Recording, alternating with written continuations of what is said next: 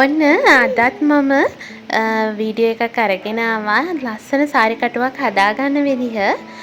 මගේ channel එක හරහා ඔයාලා දැකලා ඇති සාරි කටු හදන විවිධ වීඩියෝස් අරගෙන ආවිත් තියෙනවා. අදත් මම වීඩියෝ එකක් අරගෙන ආවේ අද අපේ item එකක් අලුතෙන් ආවා අපේ item එකක්.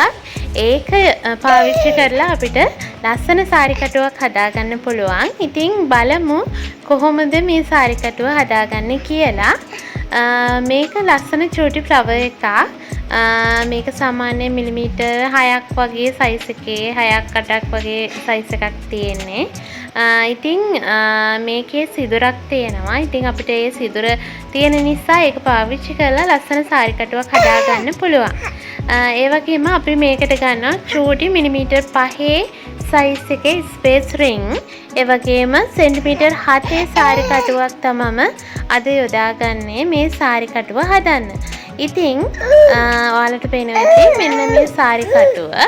ඉතින් ඔයාලට අපෙන් මේ අවශ්‍ය අමුද්‍රව්‍ය මිලදී ගන්න පුළුවන්.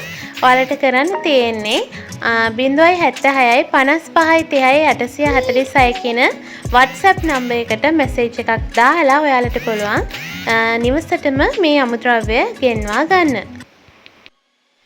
ඉතින් බලමු අපි සාරි කටුව හදාගන්න විදිහ. මුලින්ම කරන්න තියෙන්නේ මේ සාරි කටුව මේ විදිහට දිග ඇර ගන්න එක.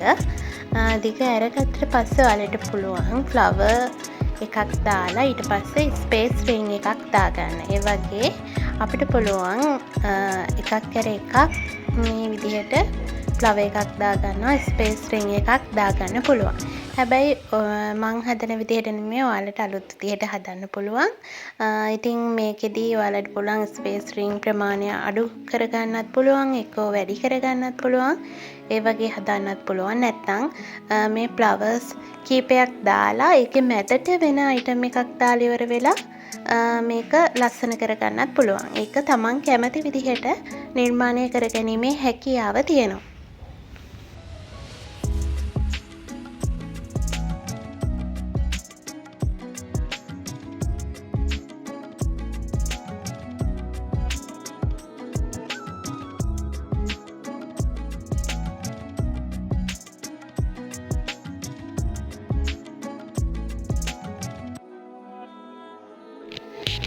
ඔන්න අපි ෆ්ලවර්ස් දාගෙන ඉවරයි. ඊට පස්සේ කරන්න තියෙන්නේ මේ කටුව අපි දිග ඇරපු කටුව ඒ දිග ඇරපු තැනින් ඔන්න ඔය විදිහට නවා ගන්න.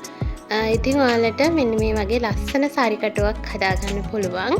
ඔයාලට මේක ෆ්ලවර්ස් එහෙම යනවා වගේ නම් ග්ලූ ගන් එකකින් ඔයාලට පුළුවන් ගම් තියලා ඉවර වෙලා මේක අලව ගන්න. එතකොට ෆ්ලවර් එක එහෙම කැරක වෙන්නේ නැහැ. ඉතින් ඔය විදිහට පුළුවන් අපිට ලස්සන ඇත්තටම චාම් මේ වීඩියෝ එකේ දකින්නට වැඩිය ඔයාලට නැචරල් දකිද්දී ඇත්තටම මාර ලස්සනයි.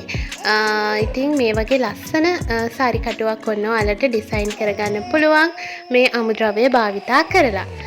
ඉතින් තවත් වීඩියෝ එකකින් හමු වෙනතුරු ඔබට සුබ දවසක්.